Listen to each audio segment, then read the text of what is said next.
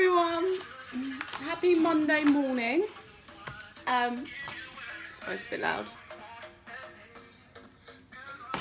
Today's video is just going to be for my twin flames, I'm afraid. So if you're, well, actually, you're more than welcome to watch it.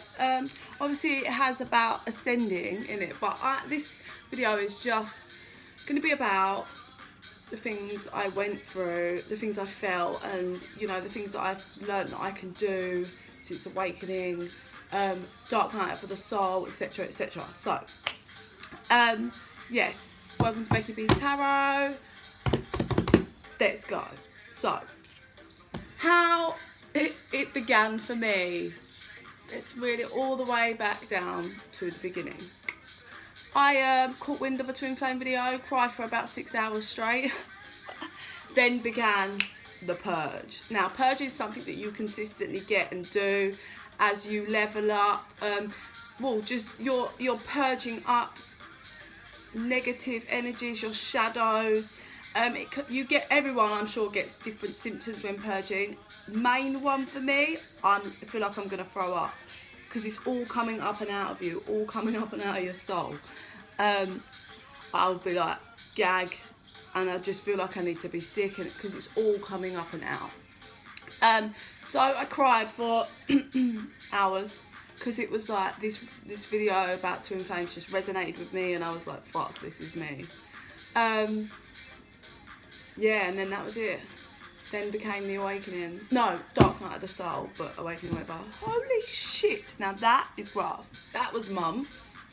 Dark night of the soul, I think it was like a couple of months. I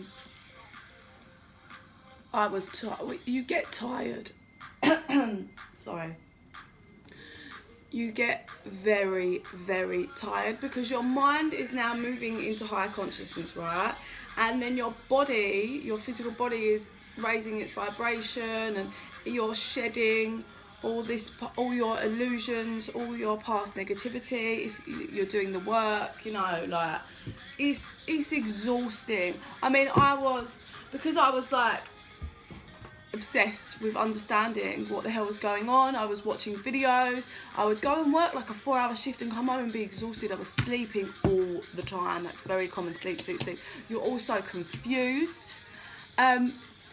It's confusing at the beginning, because obviously your brain is trying to get your head around it. You're very paranoid, like, am I losing my mind? Am I insane? Am I making this up?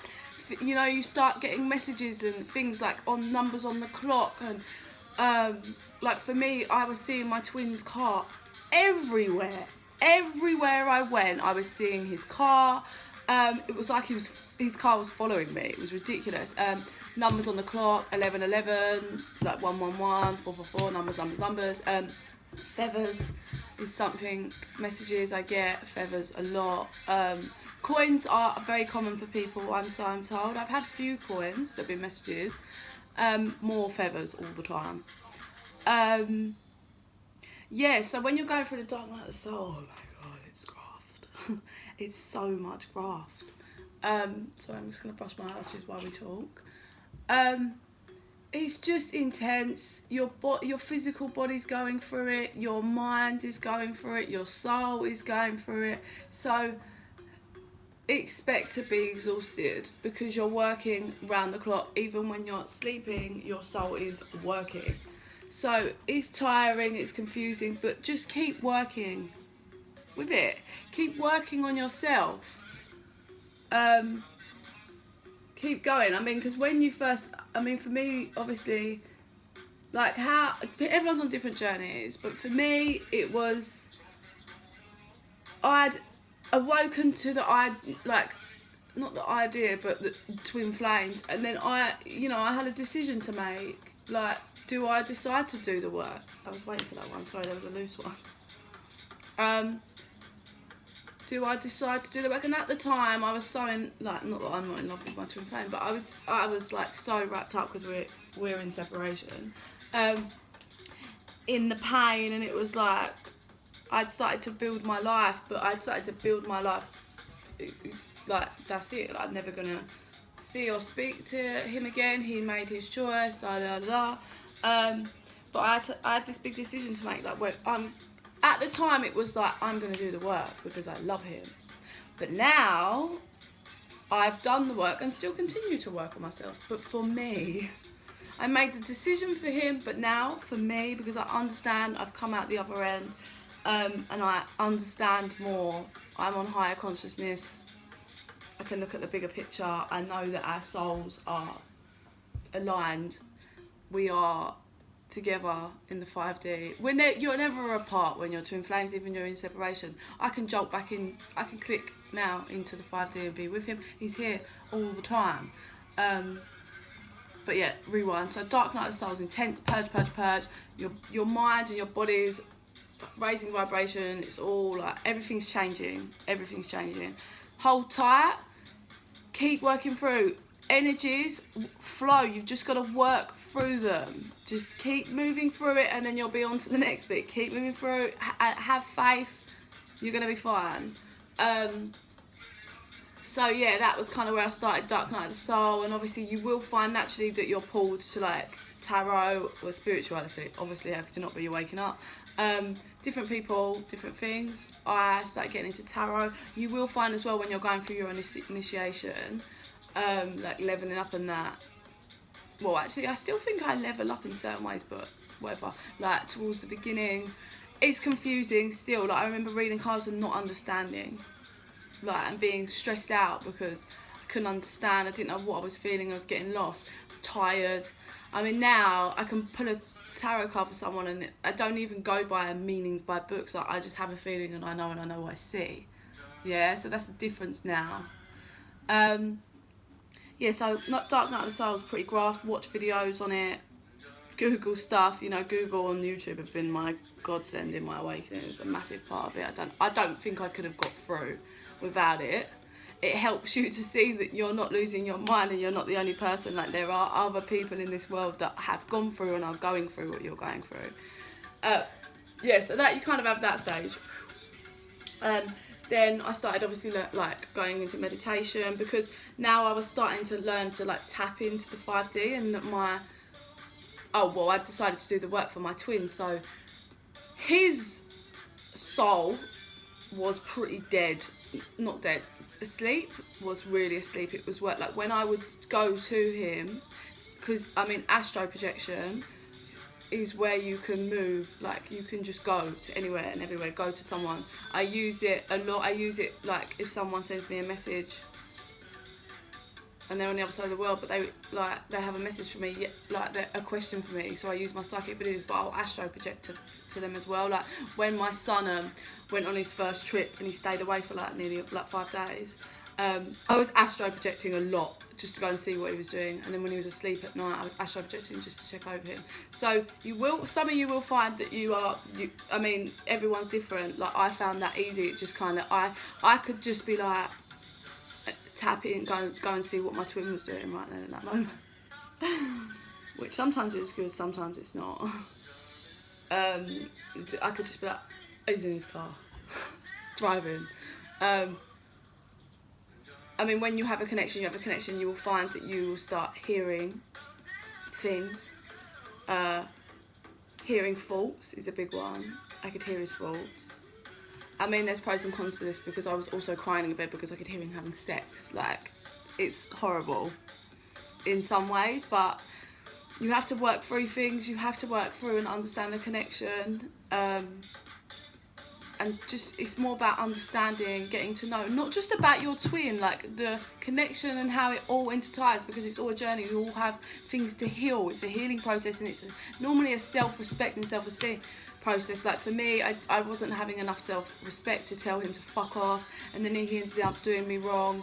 I had abandonment issues, so it was like he abandoned me. I still don't have really massive closure. I have to go off by my own thoughts for why he went, but that's an ongoing process, because it's a battle between looking at the physical and seeing that he's gone and he's like building a life with someone else, to the connection that I feel spiritually. And sometimes that's hard, but I still work through that, and that I am now at an understanding where we can never really be apart. Our souls are connected, and everyone has free will, and that's the main fucking law. Is everyone has free will, and even though I've seen our future that we can have, and I've met our child in the spiritual realm that we can have in this physical life, in this one physical life, he has free will. If he doesn't step up, then that's why you have to reach a point where you understand.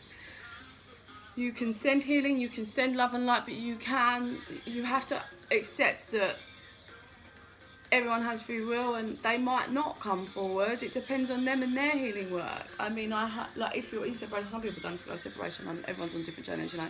But yeah, you kind of have to get to that point where you can start like you build your life, you work on you, and you get to a point where you understand. And it's just, even though if you're a twin, there's never going to be a connection like that, but you can be happy, like with someone, enjoy life. And to be fair, even though there's pros and cons with the connection, like when twins are together, it's a very hard relationship in lots of ways because you're constantly mirroring each other.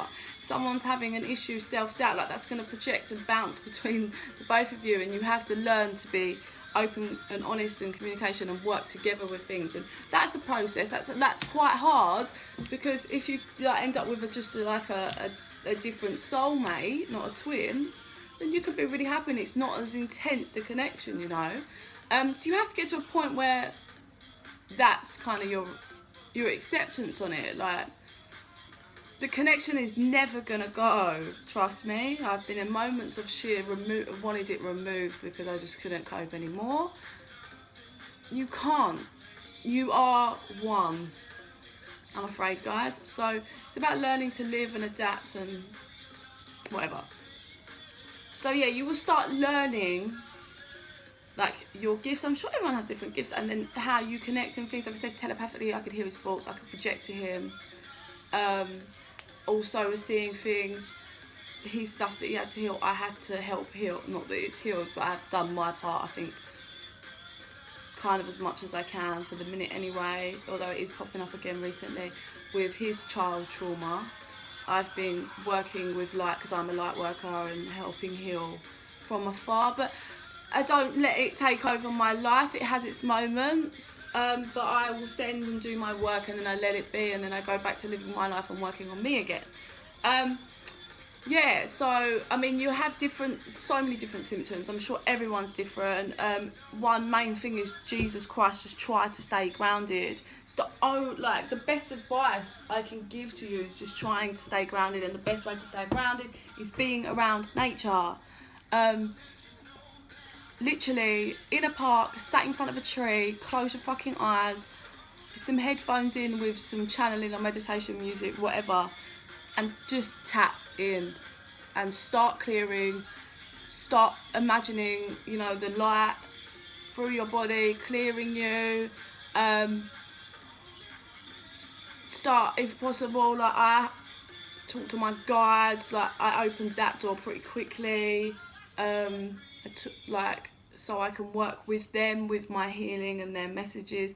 Yes, sometimes it's hard, you get wrapped up in emotion, and sometimes it gets really hard for me to clear my thoughts. Sometimes I struggle to get messages for them because my emotions start, if they're too riled in, and I get like, is that me or is that my guide? So, you know, just always work through energies. Again, depends on everyone's journey, no judgment here, but I dropped alcohol straight away. I was smoking for a bit, then they showed me stop, so I stopped. Gradually, as I started stopping and changing my life around, my psychic abilities were enhancing, and I was just going with the flow. I was going with what my visions, what my guides were showing me and how I felt. So first went the alcohol and sex, then went the smoking. Then I had a feeling like I was going to be turning veggie. Then I saw a vision, and I turned veggie for about 2 days. And then before I'd got the vision, they were telling me everything's a process and take it as it comes, but I just jumped straight to vegan. I was like, no, I'm being vegan. And then I think a week or two later, I got the vision for vegan that my guy showed me. I was like, yeah, I'd already jumped the gun on that one. So yeah, I don't drink, I am vegan, I don't put any toxins, anything in my body, I stay away from negative people, as much as possible. I mean, I have toxic family members, and there's not really anything I can, to a certain extent, I can keep them away. It's just about understanding and having a higher consciousness of who they are and trying not to let that affect my journey in my life. Yeah, celibacy. I'm still like not like I keep my energy pure, so I'm a clear channel to the other side. Yeah, a pop's been popping in my head, like, do I say, because I know, I mean, even if my twin doesn't, I know I am going to be happy. I've done so much work, like, I'm going to get everything I want. I will get married, da da da da. I will be in a very loving relationship. I've done so much work on myself, like, I know I'm going to get that either way, and I will get my next child either way. But there's a part of me that's like I'm so dedicated to my journey. I'm umming and ahhing on this one. I mean, I'm not with anyone yet anyway, so I don't got to worry about it. But I'm umming and ahhing whether to be celibate until marriage. Oh, that's a big one, isn't it? So, whatever. So yeah, that's like, my energy is pure. I've kept it pure because I'm so grateful for my gift. I'm so grateful for my awakening. I'm so grateful for it all. I am not doing anything to fuck that. Like, I'm a clear channel and I'm dedicated to being a clear channel. So yeah, that's how I went kind of through that, like through it to enhance my gift. And then it's just, once you get like through like the really, really rough patch and you're tapped in and you're on high vibration, things are good. Like, you start learning. You're always gonna have dips, like, fucking hell. When you dip to lower vibrations, it makes you see, you're like, fuck, this is how I lived for years, and it's really horrible. And then you work and you get yourself back up. It doesn't take too long, but you really notice the dips once you've got in high vibration, because like, it's so toxic. Like, I was like, I don't know how I live like that. And then you start noticing people around you. You're like, these people are not like, they're just toxic. Like, your illusion starts fucking dropping, mate. You start seeing people for who they are, and you start seeing, especially in regards to your twin, like how other people, it's a very regular occurrence, is that people don't want twins together. Like, whether they're aware of it or not, it's like, oh, I mean, we're not going to go up in it, but people don't. Normally people around them will do everything they can to keep them apart. It's down to really the twins to wake up, see it for what it is, and just like work together and see it for what it is, and not let it affect the relationship and the connection. What else? Yeah, astro projection comes into it. Just keep working through your energies, staying grounded.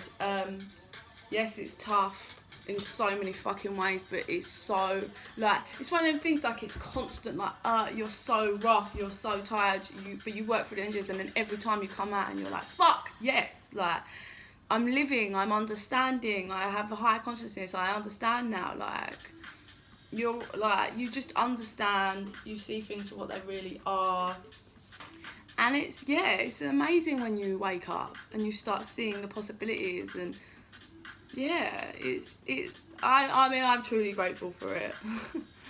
I think that's it. Yeah, just hold tight, stick with it, move through it. There's always going to be challenges. Just work on you, healing yourself, healing whatever your issues are, and you can send healing to your twin and work with them a bit, but just don't be focused.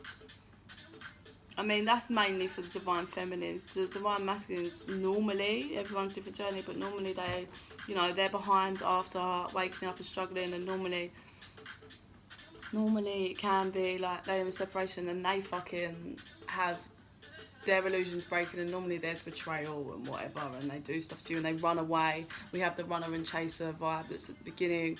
One's a runner, one's a chaser. Yeah, but normally they, you know, need to come back, and because the divine feminine's done her work and they're waking up because of that. But I mean, I say don't be focused on them, but masculine, you should probably be focused on your feminine. But yeah. Anyway, each their own, everyone's on different journeys, but I think that's it for now. I send you love and light.